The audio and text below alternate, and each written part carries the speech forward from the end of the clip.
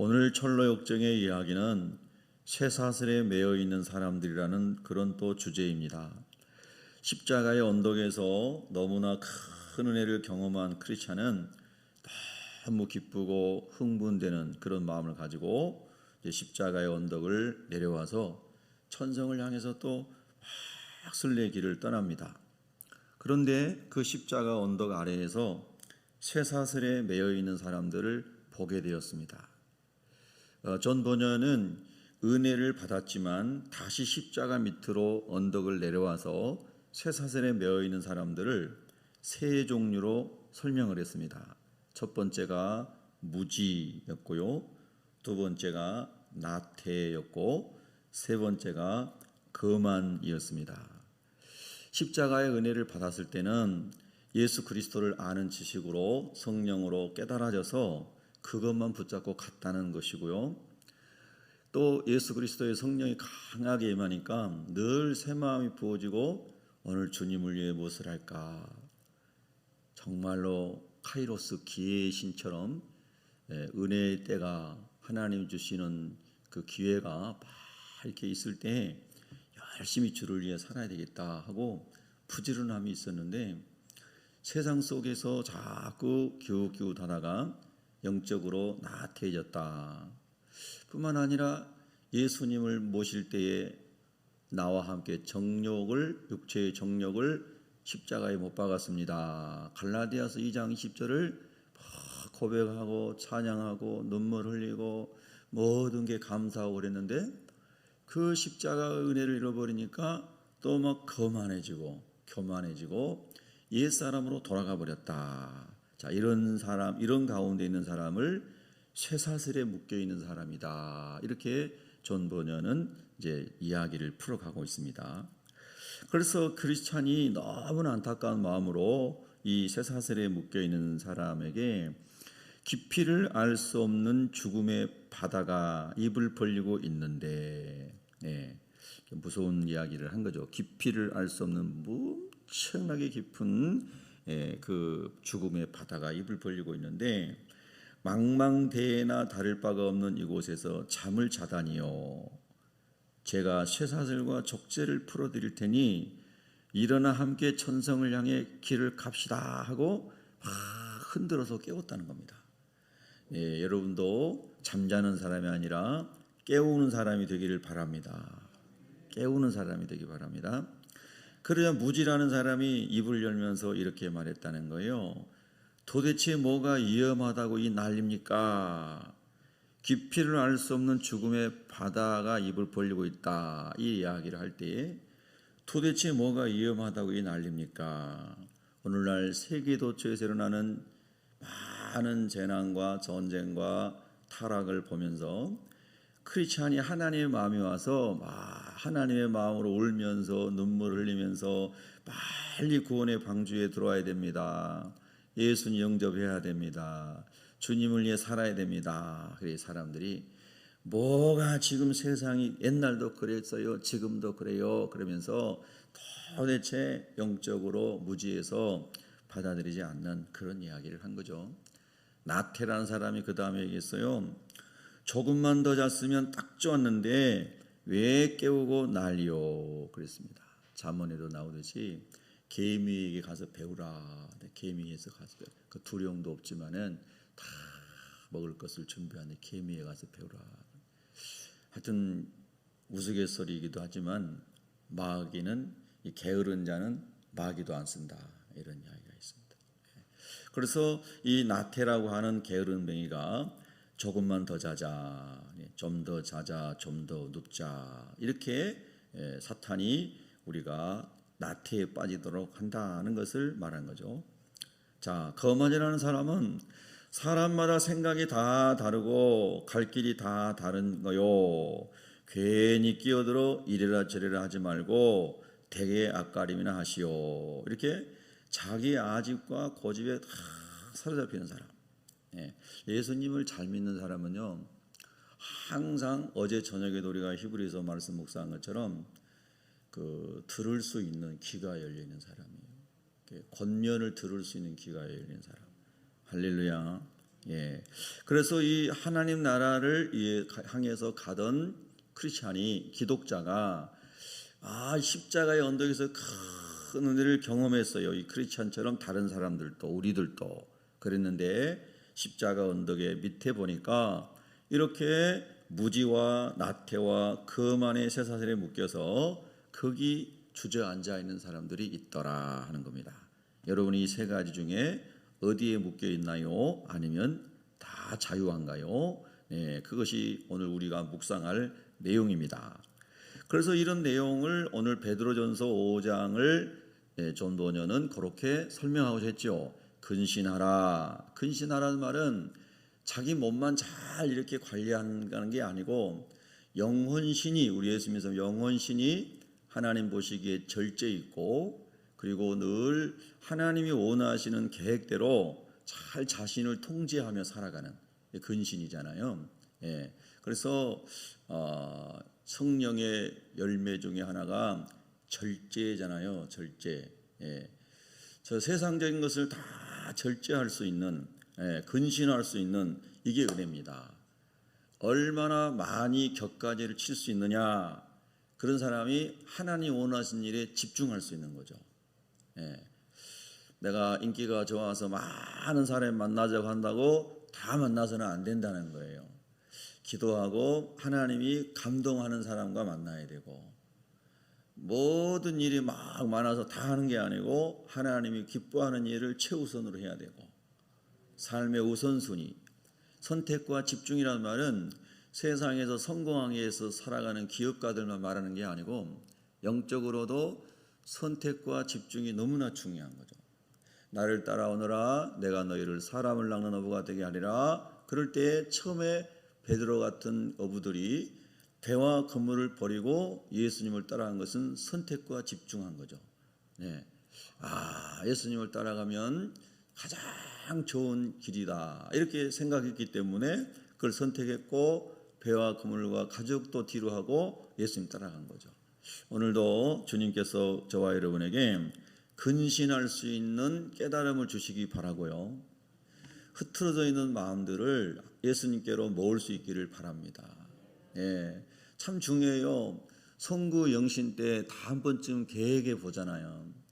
매일매일이 송구 영신이다 생각하면 매일매일 새로운 계획 속에 결단하고 살 수 있겠죠. 그렇죠?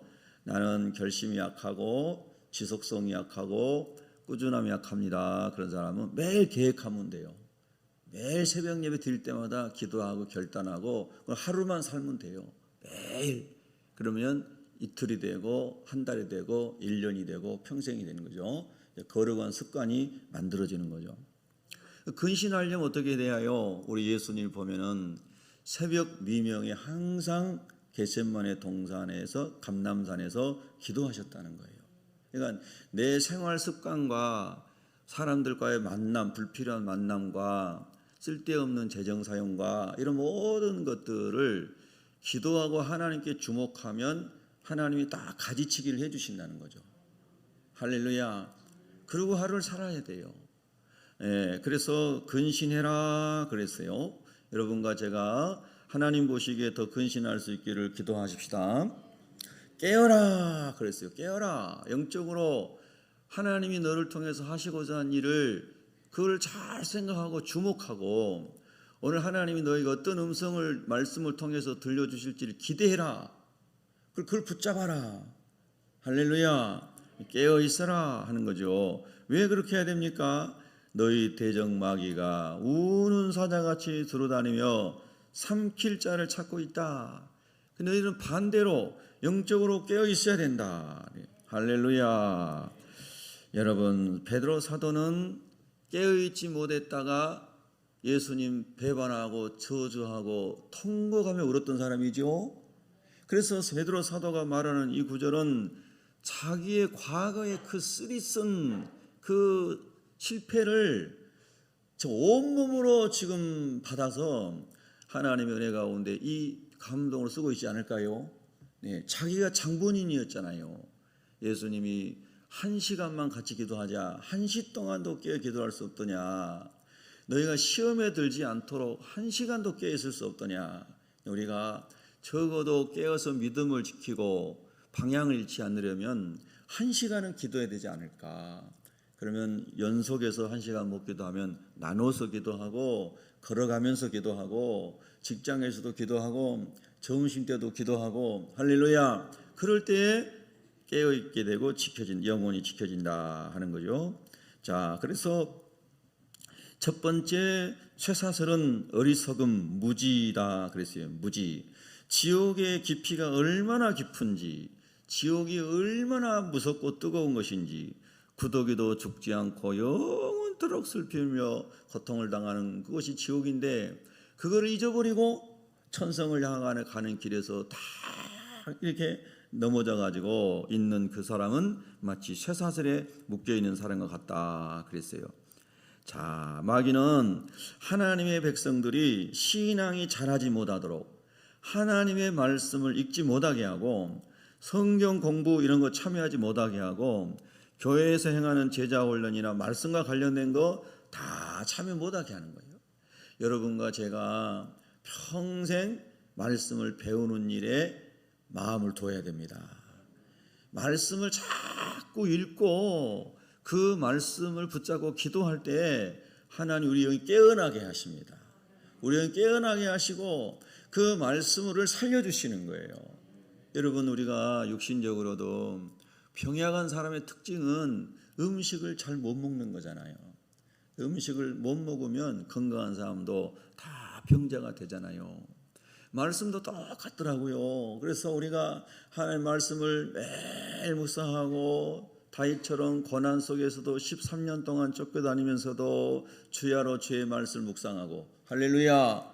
그랬더니 그 모든 어려운 환경을 다 돌파할 수 있는 힘과 능력을 하나님 말씀으로 너희를 살리사, 말씀을 보내어 살려주시사. 여러분, 성경에 그런 말씀들이 얼마나 많이 나옵니까? 말씀으로 살려주신다. 에스겔 골짜기에 다 썩어 문드러진 시체 뼈다귀들도 말씀을 대언할 때 막 살아나고, 성령이 들어갈 때 군대가 되고, 그것이 우리가 사는 길입니다.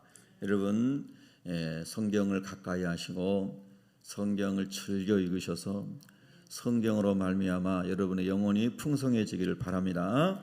그래서 말씀을 읽고 듣고 쓰고 암송하고 묵상하고, 이 5가지를 계속 할 수 있는 습관을 들여야 됩니다. 계속. 자, 두 번째 나태예요. 나태. 이 게으름은 참 쓸모없는 거죠. 오늘 게으름에 유혹을 하는 마귀는 오늘은 하기 싫으니까 내일부터 하자, 이런 유혹을 자꾸 하죠. 운동도 일반인들이 그러잖아요. 새해가 되면 이렇게 운동해서 뭐 건강 관리를 해야 되겠다. 또 학생들도 새해가 되면 이렇게 공부해야 되겠다. 그런 거 재밌는 이야기 나오잖아요. 옛날에 뭐 1988인가 뭐 이렇게 드라마 있었잖아요. 그거 보면은 재밌죠. 그 당시 시대를 잘 표현했잖아요. 거기 나오는 덕선인가요? 그 여자 주인공을 보면은 하루 일과표를, 시간표를 잘 해놓고 몇 시까지 공부 뭐 잠해놓고 독서실에 가자마자 자기 시작하죠. 그 다음에 이제 끝나면은 막 책에 막 이제 뭐가 묻고 막 이렇게 잠자가지고 뭐, 그리고 다음날 또 계획표를 딱 여기 뭐 컴파스로 쫙 돌려가지고 쫙 또 도장을 차요. 참 재밌는 이야기죠. 근데 정말 우리가 걸어간 습관이 들지 않으면은 그런 삶을 평생 살아요. 평생 살아. 그게 인생이 되는 거죠. 하루하루가 모인 게 인생이 되는 거잖아요. 그러니까 우리가 하루만 잘 살면 돼요. 할렐루야. 내일 걱정할 거 없어요. 오늘만 잘 살면 돼요. 내일도 내일만 잘 살면 돼요. 그래서 성경은 내일 일은 내일이 염려하게 하라.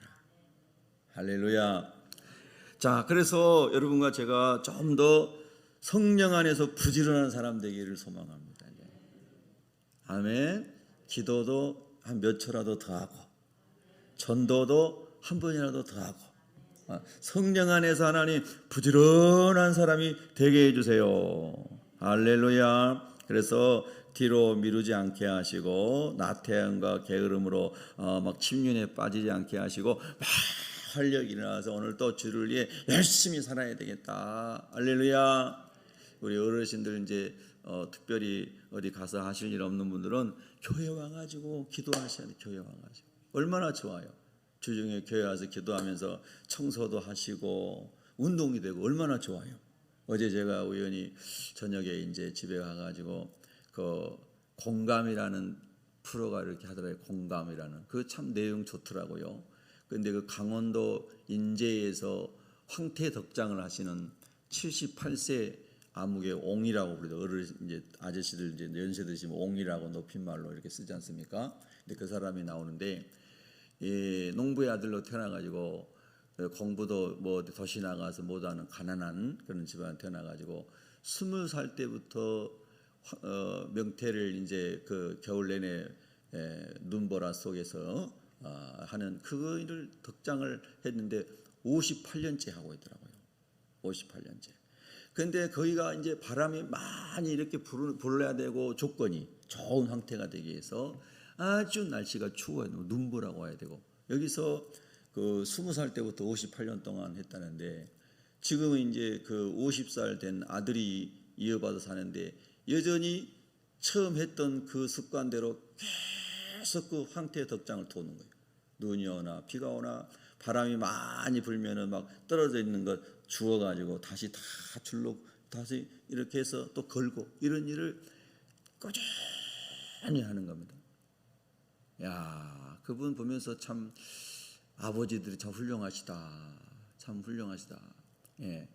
그리고 이제는 아버지 그만 쉬세요 해도 자기가 이러다가 죽을 때까지 계속 자녀들을 손자들을 위해서 자기는 이 일을 하는 게 너무 기쁘다는 거예요. 이걸 우리가 신앙생활에 적용해 보잖아요. 신앙생활에 하나님 아버지 내가 주님을 위해서 거룩한 습관을 들여서 꾸준히 주님 원하시는 패턴을 만들어 가지고 꾸준히 그렇게 살다가 주님 앞에 가기를 원합니다. 할렐루야. 그렇죠. 그렇게 살아야 돼요. 우리 전도 모임 오늘 우리 교회에서 9시 반부터 모입니다. 여러분 기도해 주세요. 준비된 영혼들을 만날 수 있도록. 근데 우리 모임에 다른 교단 이제 은퇴하신 목사님이 계세요. 근데 그분은 너무 그 전도가 거룩한 습관이 되어 있더라고요. 은퇴하신 분인데 오셔가지고 이렇게 전도하는데 그분은 계속 아까 그 황태 덕장의 아버지처럼 평생을 그렇게 살고 싶다고. 야, 얼마나 멋져요. 예? 여러분이 은퇴하고 난 다음에 직장 은퇴하고 또 뭐 한 다음에 내 할 일 없다 이런 게 아니고 주님의 나라를 위해 살 일이 너무나 많은 거예요. 할렐루야. 여러분 그래서 부지런하게 주님의 일을 이루어 갈 수 있기를 축복합니다. 세 번째 쇠사슬이 거만한 마음이었어요. 거만한 마음. 참 이게 참 바뀌지 않아요. 왜 우리 인간이 속에 아주 그냥 뼛속에 피속까지 이 타락한 본성인 하나님과 같이 되어보려고 하는 것에서 타락했잖아요. 하와와 아담이. 내가 왕이 되는 거, 내가 대단한 사람같이 되는 거, 이런 거만한 죄가 아주 그냥 뼛속까지 다 사람마다 있어요. 그거를 얼마나 십자가에 못 박고 그냥 부드러운 사람으로, 겸손한 사람으로, 순종하는 사람으로, 섬기는 사람으로 그렇게 살아갈 수 있는 주님의 마음이 생기는가 하는 거예요. 이게 참 중요해요. 제가 우리 신학과 84년 동기들 올해 제가 회장인데요. 이제 4월 달까지인가 회장인데 친구들이 어느 날 10수년 전에 이게 다 모였는데 다 안 하려고 그래요. 회장을 짐이 된다고. 그래서 삥 둘러 앉아가지고 간증을 하는데 앉은 순서로 다 회장하자. 그래가지고 제가 올해 회장이 된 거예요.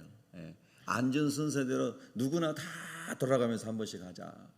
그래서 농촌에서 목회하는 친구든 장애인 목회하는 친구든 도시 목회하는 친구든 다 한 번씩 돌아가면서 하자. 그래서 올해 제가 제 순서가 된 거예요. 그러니까 얼마나 행복한지 몰라요. 자리에 대해서 뭐 이런 어떤 것도 없고 뭐 그런 거 명예 이런 거 필요 없다.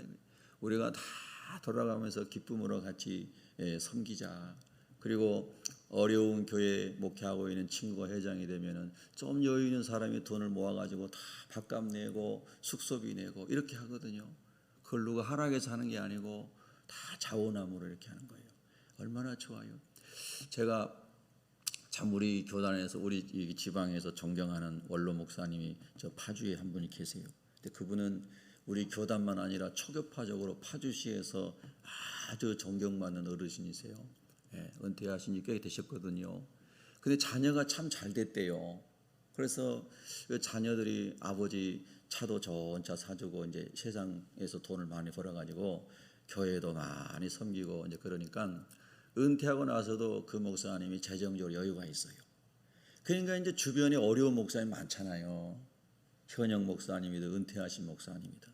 어디 여행 가면은 당신이 다 여행비 대주고 같이 가자고. 할렐루야. 참 감동적이에요. 얼마나 좋은지 몰라요. 그냥 남들 몰래 다 여행비 대주고. 그래도 받은 사람들이 고마우니까 다른 사람한테 얘기하잖아요. 그래서 알려지게 되는 거죠. 참 감사한 일이에요. 여러분 우리가 하나님 안에서 모든 분야에서 남을 섬기는 게 그냥 최고 기쁜 사람. 할렐루야. 그런 사람이 되면 거만하지 않은 거예요. 저는 그 목사님 지금 20 몇 년째 뵀는데요. 우리 지방에서 정말 겸손하신 분이에요. 항상 젊은 후배 한참 후배를 봐도 아무개 목사님 이렇게 막 격려해 주시고 어려운 교회는 이제 은퇴하셨으니까 주일날 가가지고 이렇게 여러 가지로 도와주시고 참 훌륭한 분이죠. 겸손한 마음을 가지고 있는 분이에요. 여러분 우리가 거만함의 쇠사슬에 묶이지 않도록 매일 깨어 기도할 수 있기를 바랍니다. 이 거만이라는 사람이 크리스찬이 조언할 때 사람마다 생각이 다 다르고 갈 길이 다 다른 거야. 괜히 끼어들어서 이래라 저래라 하지 말고 너나 네 앞가림 잘해 이렇게 말했다는 거잖아요. 여러분 우리가 이런 얘기 안 해야 돼요. 다른 사람이 혹 실수를 하고 부족해 보이고 그리고 진짜로 하나님 앞에서 여러 가지 연약한 모습이 보일지라도 우리는 그런 말 하면 안 된단 말이에요. 하나님의 마음으로 기도해 주고 그리고 우리가 섬길 수 있는 부분은 잘 섬겨서 하나님의 은혜로 그 사람에게도 깨달음이 오고 그 사람에게도 변화가 일어나고 그 사람도 하나님 안에서 잘 섬길 수 있는 사람이 되도록 삶으로 보여줘요. 삶으로. 말로 하지 말고 삶으로. 할렐루야. 그 하나님이 시간이 되면은 다 깨닫게 하시더라고요. 감동을 주셔요. 자, 잠언 16장 18절에 유명한 말씀이에요. 잠언 16장 18절. 교만은 패망의 선봉이요. 한번 따라할까요? 교만은 패망의 선봉이요. 아멘. 예, 요번 영어 성경에는 패망하는 사람은 항상 먼저 교만이 앞에 있다 이런 뜻으로 해석을 했어요. 예. 자, 거만한 마음은 넘어짐의 앞잡이니라. 어떤 사람은 재주가 많아요, 능력이 많아요. 그래서 막 자기가 하는 분야에서 막 사람들의 표현으로 성공했어요. 목회도 마찬가지고 사업도 마찬가지고 공부도 마찬가지고 막 성공했어. 세상 사람들은 힘이 있고 성공한 사람 같으면 속은 안 그래도 겉으로는 대단한 사람이라고 그래요. 속으로는 안 그래요. 그런데 그런 성공은 의미 없는 거예요. 거만한 사람은 그가 일궈낸 모든 성공이 다 무너지게 돼 있어요. 사람들이 존중해 주지 않아요. 존경하지도 않아요. 뭐 얻어먹을 거 있으면은 앞에서는 그냥 그럴지 모르지만 그 사람을 존중하거나 그 사람을 모델 삼지 않는다는 거예요. 저는 그런 사람들을 많이 봤어요. 교계에서나 어디서나 이 사람 대단한 사람으로 열심히 일하는 사람이고 뭔가 성취한 사람인데 거만해서 무너지는 사람들 많이 봤어요. 그러니까 너무너무 이 거만의 쇠사슬이 무서운 거예요. 여러분 항상 겸손의 눈물을 흘리고 살아갈 수 있기를 바랍니다. 오늘도 제가 새벽에 기도하면서 집에서 하나님 아버지 정말 겸손의 눈물이 있기를 원합니다. 그런 기도를 했어요. 겸손의 눈물이 있기를 원합니다. 우리 기도하겠습니다.